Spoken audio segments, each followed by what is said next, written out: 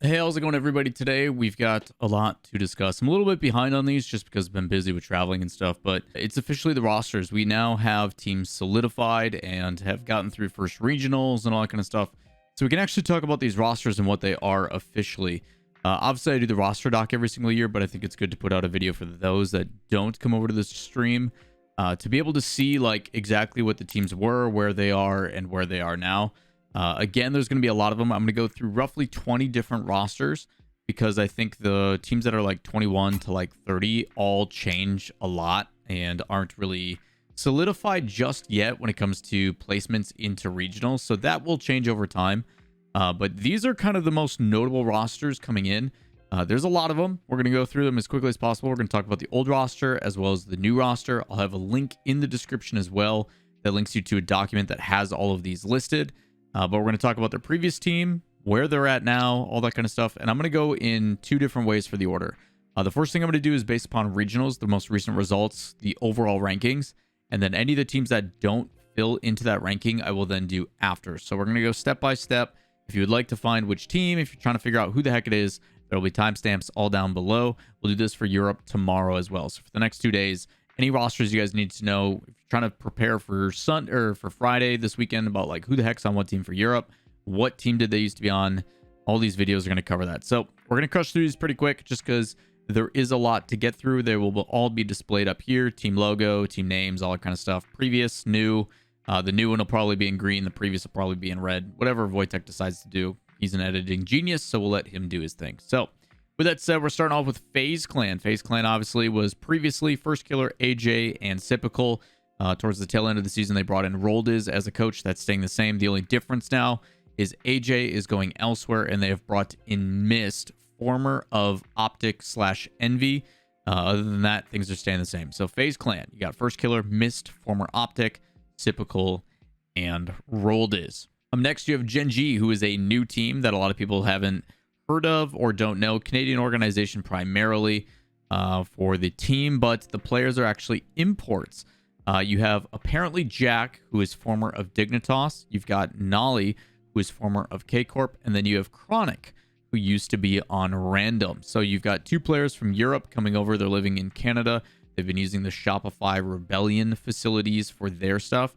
And then they're bringing in Chronic, one of the two hot commodities that a lot of people have been talking about. Picking them up and looking pretty dang solid. Second place in the first regional. It only took one event for Europe to invade. Who would have thought? Up next, we got G2 Esports. Staying the same. Chicago JNAPS and Atomic with Sathu as coach. Building upon their success, one of the more consistent teams last season outside of like FaZe, who was always top 4.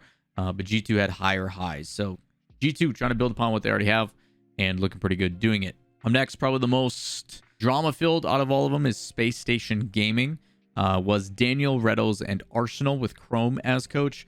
Reddles and Arsenal apparently had a conflict of interest when it came to the playstyles and had a disagreement with that.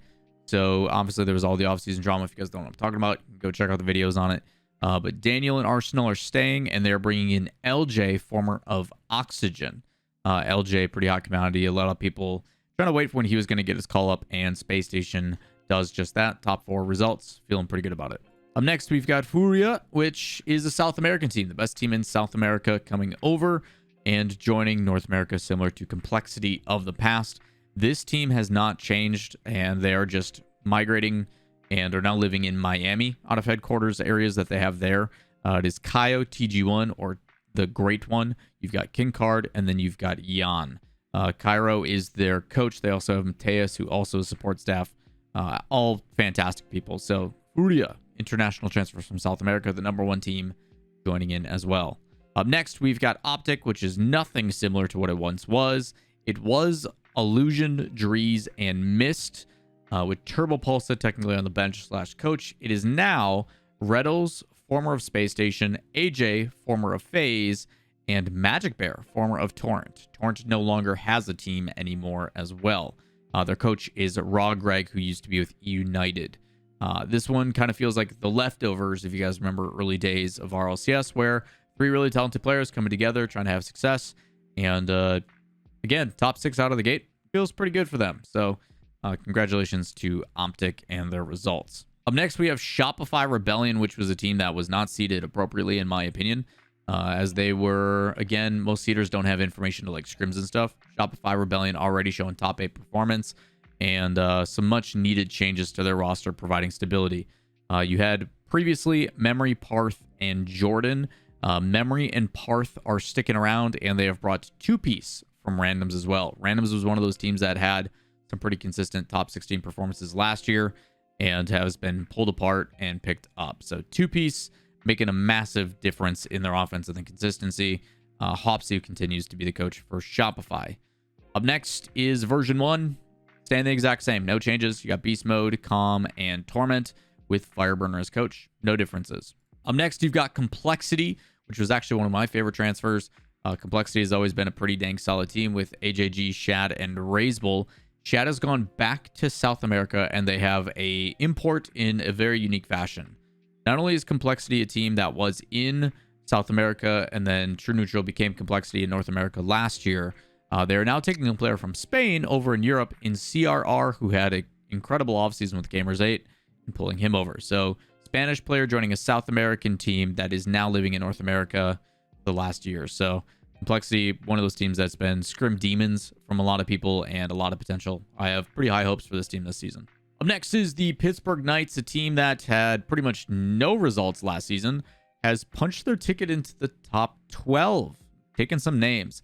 What was Sosa, Cheese, and Wellis. Wellis was known for that super clutch moment that he had despite using, I think it was like hotspot internet or whatever it was, with McLando as coach. Has found a previous third and someone that is very familiar in ZPS, former of Sonics. So Knights, Sosa, Cheese remaining the same, bringing in ZPS and having some pretty solid upsets so far. After that, you've got Energy, staying the same. Squishy, Justin, and Garrett G with Sizz as coach. No changes there. Up next, you've got Dignitas, and yes, Dignitas is now a North American team once again. I think they're based headquarters in like New Jersey area. We got to go see them season 7 land when they were there.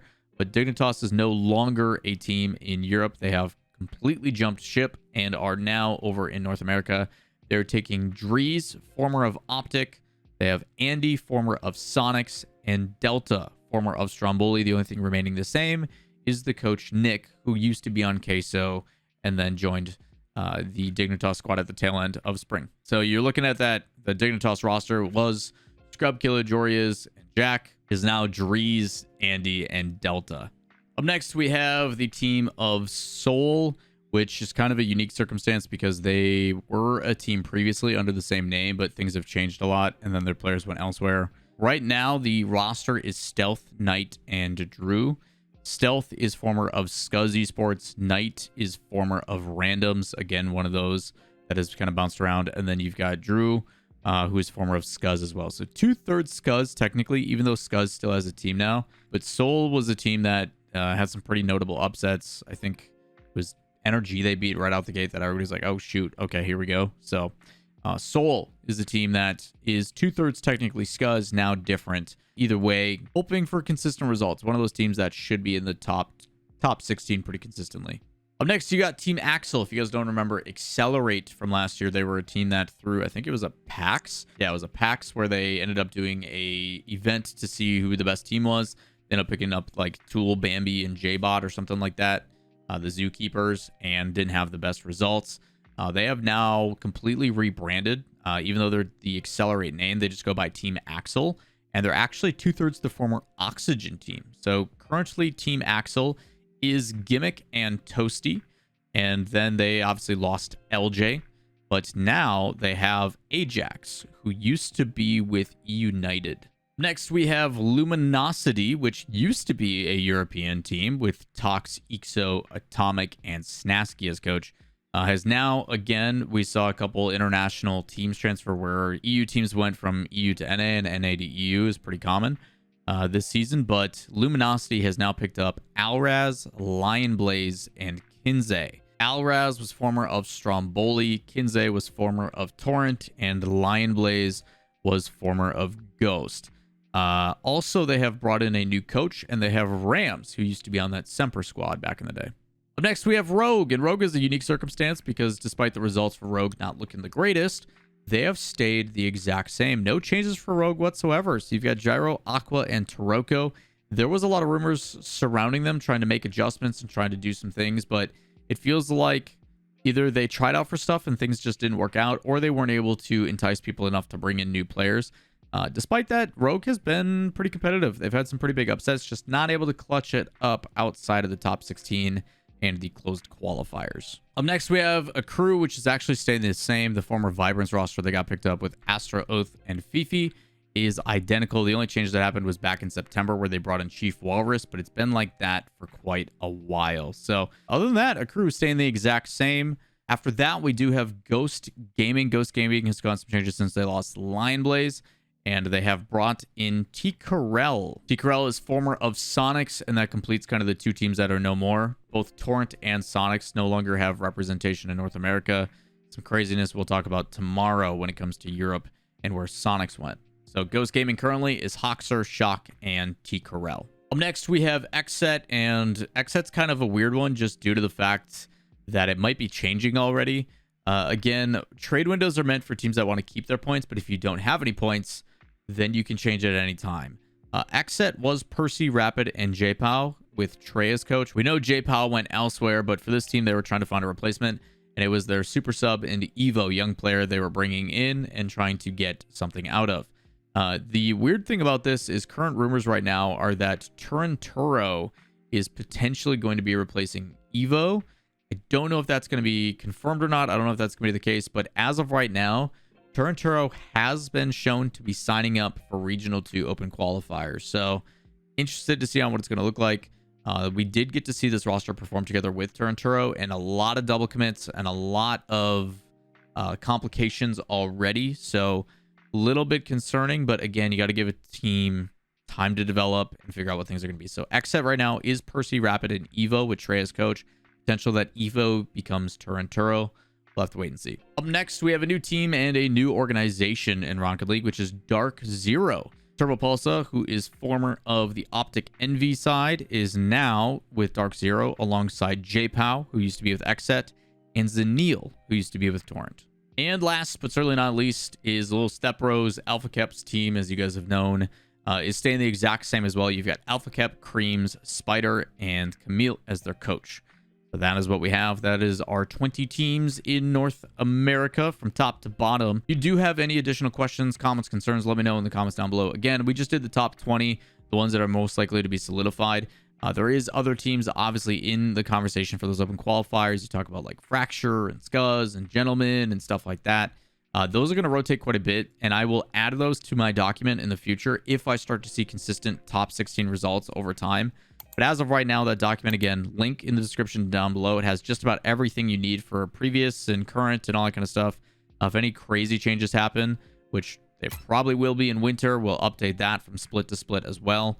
And I'll also make sure to do these videos every split during the trade window as well to keep you guys up to date during those off-season. But all your off-season roster changes for North America, we have got them for you. That is it. And we will see you in tomorrow's video for Europe.